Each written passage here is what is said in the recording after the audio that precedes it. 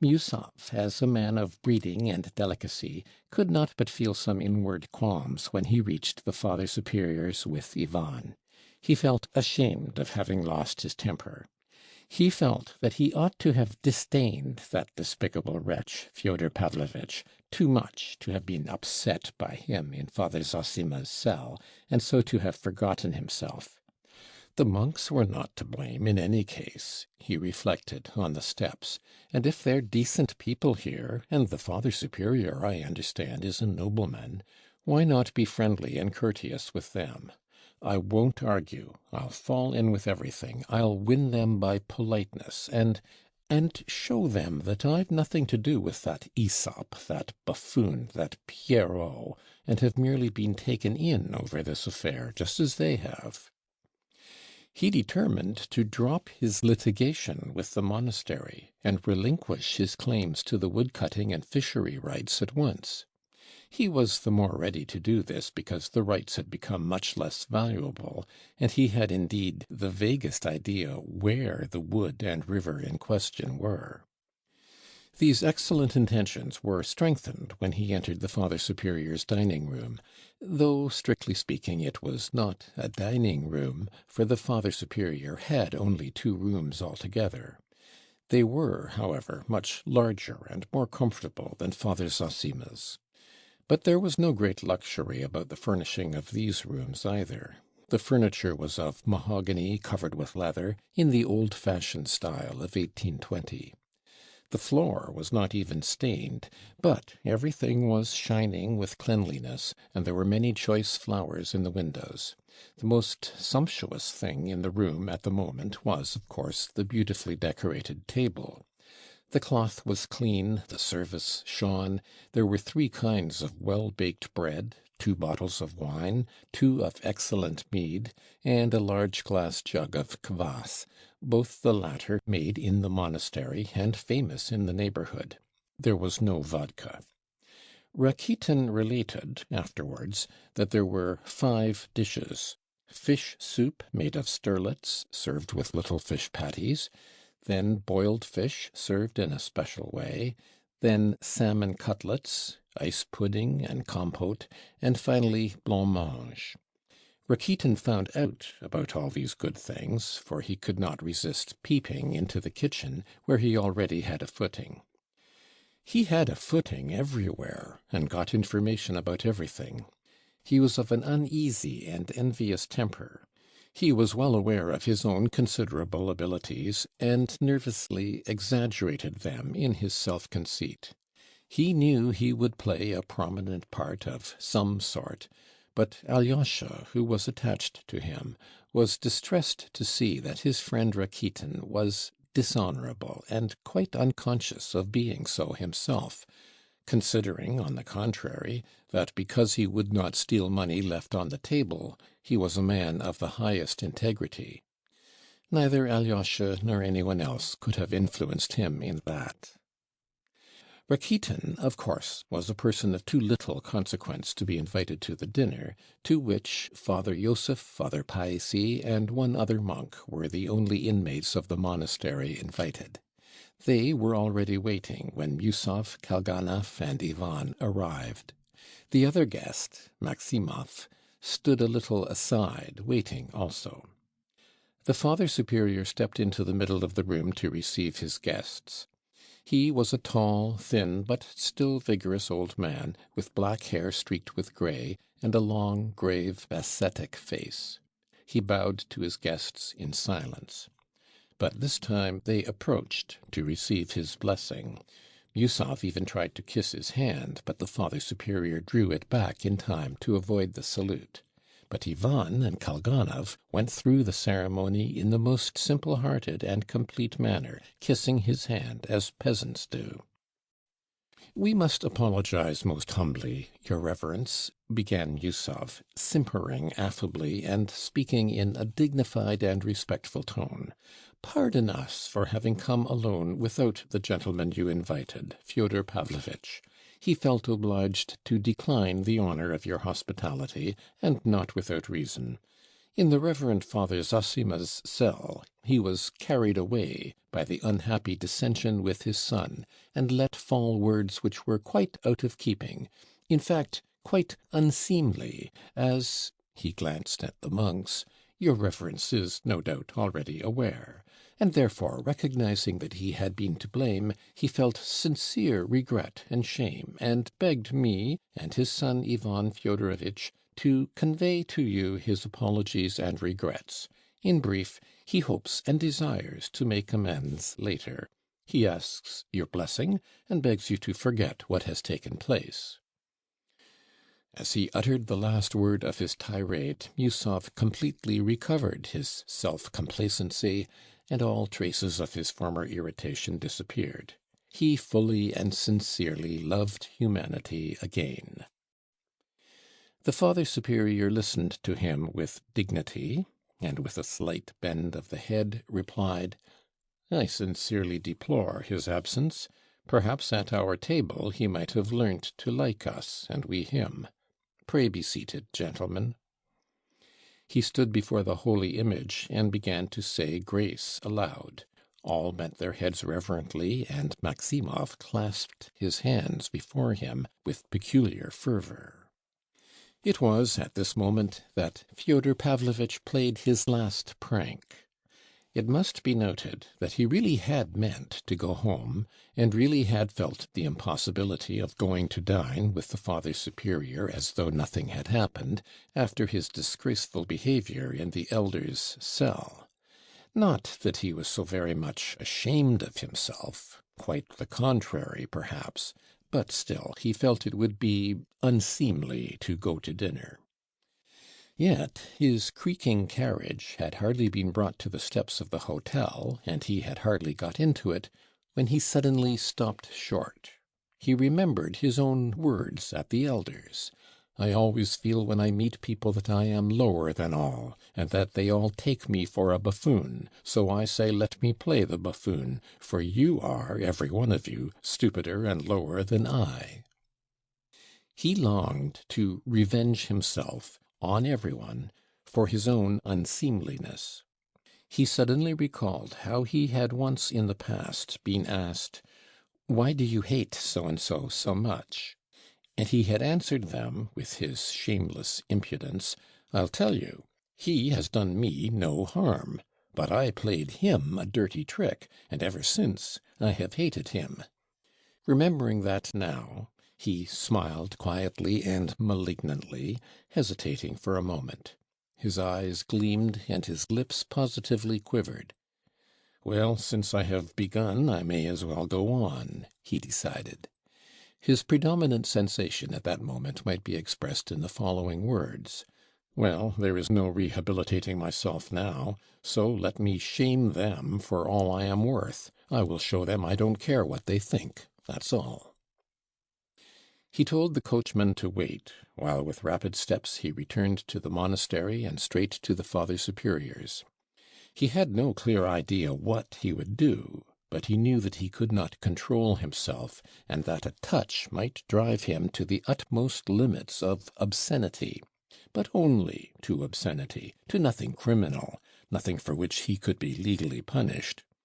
In the last resort he could always restrain himself, and had marvelled indeed at himself on that score sometimes. He appeared in the Father Superior's dining room at the moment when the prayer was over and all were moving to the table.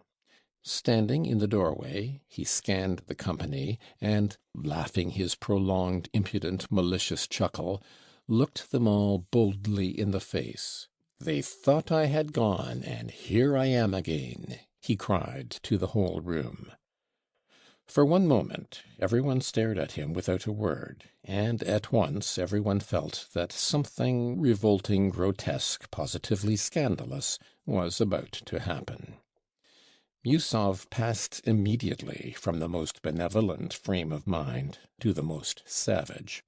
All the feelings that had subsided and died down in his heart revived instantly. "No, this I cannot endure," he cried. "I absolutely cannot, and I certainly cannot." The blood rushed to his head. He positively stammered, but he was beyond thinking of style, and he seized his hat. "What is it he cannot?" cried Fyodor Pavlovitch. "That he absolutely cannot, and certainly cannot. Your Reverence, am I to come in or not? Will you receive me as your guest?" "You are welcome with all my heart," answered the superior. "Gentlemen," he added, "I venture to beg you most earnestly to lay aside your dissensions, and to be united in love and family harmony, with prayer to the Lord at our humble table." "No, no, it is impossible!" cried Musov, beside himself. "Well, if it is impossible for Pyotr Alexandrovitch, it is impossible for me, and I won't stop. That is why I came. I will keep with Pyotr Alexandrovitch everywhere now. If you will go away, Pyotr Alexandrovitch, I will go away too. If you remain, I will remain. You stung him by what you said about family harmony, Father Superior. He does not admit he is my relation. That's right, isn't it, Van Sohn? Here's Van Sohn. How are you, Van Sohn?" "Do you mean me?" muttered Maximov, puzzled. "Of course I mean you," cried Fyodor Pavlovitch. "Who else? The Father Superior could not be Van Sohn." "But I am not Van Sohn either. I am Maximov." "No, you are Van Sohn. Your Reverence, do you know who Van Sohn was? It was a famous murder case. He was killed in a house of harlotry. I believe that is what such places are called among you. He was killed and robbed, and in spite of his venerable age, he was nailed up in a box and sent from Petersburg to Moscow in the luggage van. And while they were nailing him up, the harlots sang songs and played the harp, that is to say, the piano. So this is that very Van Sohn. He has risen from the dead, hasn't he, Van Sohn?" "What is happening? What's this?" voices were heard in the group of monks. "Let us go," cried Musov, addressing Kalganov. "No, excuse me," Fyodor Pavlovitch broke in shrilly, taking another step into the room. "Allow me to finish. There, in the cell, you blamed me for behaving disrespectfully just because I spoke of eating gudgeon, Pyotr Alexandrovitch. Musov, my relation, prefers to have plus de noblesse que de sincérité in his words, but I prefer in mine plus de sincérité que de noblesse, and damn the noblesse. That's right, isn't it, Van Sohn? Allow me, Father Superior, though I am a buffoon and play the buffoon, yet I am the soul of honor, and I want to speak my mind. Yes, I am the soul of honor, while in Pyotr Alexandrovitch there is wounded vanity and nothing else. I came here, perhaps, to have a look and speak my mind. My son Alexei is here, being saved. I am his father. I care for his welfare, and it is my duty to care. While I've been playing the fool, I have been listening and having a look on the sly, and now I want to give you the last act of the performance. You know how things are with us. As a thing falls, so it lies. As a thing once has fallen, so it must lie forever. Not a bit of it. I want to get up again. Holy Father, I am indignant with you. Confession is a great sacrament before which I am ready to bow down reverently, but there, in the cell, they all kneel down and confess aloud. Can it be right to confess aloud? It was ordained by the Holy Fathers to confess in secret. Then only your confession will be a mystery, and so it was of old. But how can I explain to him before everyone that I did this and that? Well, you understand what. Sometimes it would not be proper to talk about it. So it is really a scandal. No, fathers, one might be carried along with you to the flagellants, I dare say. At the first opportunity I shall write to the synod, and I shall take my son Alexei home. We must note here that Fyodor Pavlovitch knew where to look for the weak spot.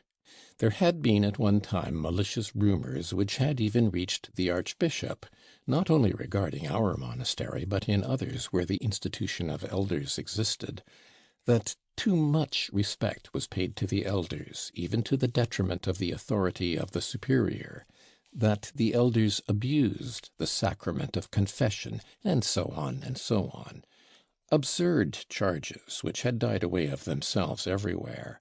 But the spirit of folly, which had caught up Fyodor Pavlovitch, and was bearing him on the current of his own nerves into lower and lower depths of ignominy, prompted him with this old slander. Fyodor Pavlovitch did not understand a word of it, and he could not even put it sensibly, for on this occasion no one had been kneeling and confessing aloud in the elder's cell, so that he could not have seen anything of the kind. He was only speaking from confused memory of old slanders. But as soon as he had uttered his foolish tirade, he felt he had been talking absurd nonsense, and at once longed to prove to his audience, and above all to himself, that he had not been talking nonsense. And, though he knew perfectly well that with each word he would be adding more and more absurdity, he could not restrain himself, and plunged forward blindly. "How disgraceful!" cried Pyotr Alexandrovitch. "Pardon me," said the Father Superior. "It was said of old, many have begun to speak against me, and have uttered evil sayings about me, and hearing it, I have said to myself, it is the correction of the Lord, and he has sent it to heal my vain soul. And so we humbly thank you, honored guest." And he made Fyodor Pavlovitch a low bow. "Tut, tut, tut! Sanctimoniousness and stock phrases, old phrases and old gestures, the old lies and formal prostrations. We know all about them. A kiss on the lips and a dagger in the heart, as in Schiller's Robbers. I don't like falsehood, fathers, I want the truth. But the truth is not to be found in eating gudgeon, and that I proclaim aloud. Father monks, why do you fast? Why do you expect reward in heaven for that? Why, for reward like that I will come and fast too. No, saintly monk, you try being virtuous in the world. Do good to society, without shutting yourself up in a monastery at other people's expense, and without expecting a reward up aloft for it. You'll find that a bit harder. I can talk sense to Father Superior. What have they got here?" He went up to the table. "Old port wine, mead brewed by the Eliseev brothers? Fie, fie, fathers, that is something beyond gudgeon. Look at the bottles the fathers have brought out. And who has provided it all? The Russian peasant, the laborer, brings here the farthing earned by his horny hand, wringing it from his family and the tax-gatherer. You bleed the people, you know, holy fathers." "This is too disgraceful," said Father Joseph. Father Palissy kept obstinately silent. Musov rushed from the room, and Kalganov after him.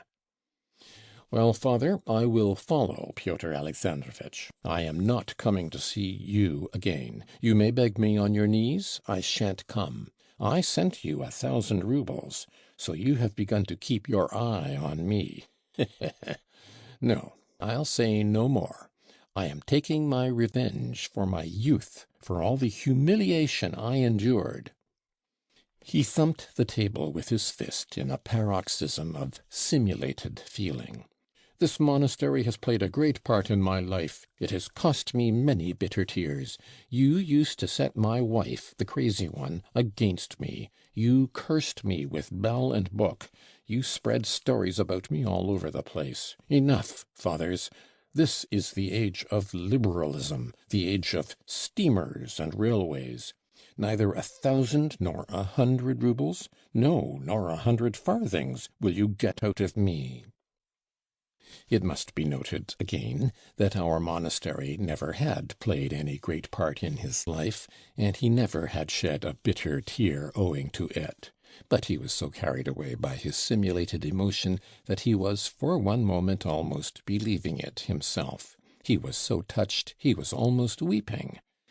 But at that very instant he felt that it was time to draw back. The Father Superior bowed his head at his malicious lie, and again spoke impressively. "It is written again, bear circumspectly and gladly dishonour that cometh upon thee by no act of thine own. Be not confounded, and hate not him who hath dishonoured thee. And so will we." "Tut, tut, tut! Bethinking thyself and the rest of the rigmarole.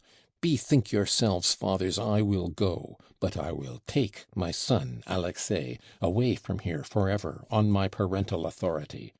Ivan Fyodorovitch, my most dutiful son, permit me to order you to follow me. Fanzon, what have you to stay for? Come and see me now in the town. It is fun there. It is only one short verst.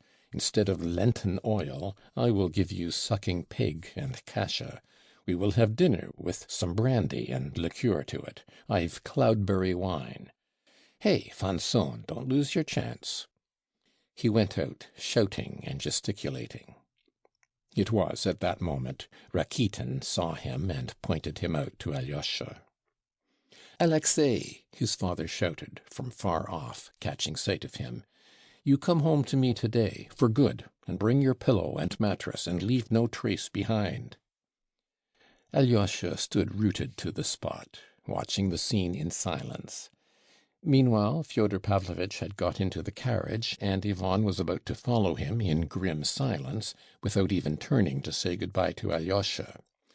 But at this point another almost incredible scene of grotesque buffoonery gave the finishing touch to the episode. Maximov suddenly appeared by the side of the carriage. He ran up, panting, afraid of being too late. Rakitin and Alyosha saw him running. He was in such a hurry that in his impatience he put his foot on the step on which Ivan's left foot was still resting, and clutching the carriage he kept trying to jump in. "I am going with you," he kept shouting, laughing a thin mirthful laugh with a look of reckless glee in his face. "Take me too." "There!" cried Fyodor Pavlovitch, delighted. "Did I not say he was Fanzon? It is Fanzon himself, risen from the dead. Why, how did you tear yourself away? What did you Fanzon there? And how could you get away from the dinner? You must be a brazen-faced fellow. I am that myself, but I am surprised at you, brother. Jump in, jump in. Let him pass, Ivan. It will be fun. He can lie somewhere at our feet. Will you lie at our feet, Fanzon? Or perch on the box with the coachman. Skip onto the box, Fanzon." But Ivan, who had by now taken his seat, without a word gave Maximov a violent punch in the breast and sent him flying. It was quite by chance he did not fall. "Drive on," Ivan shouted angrily to the coachman. "Why, what are you doing? What are you about? Why did you do that?" Fyodor Pavlovitch protested.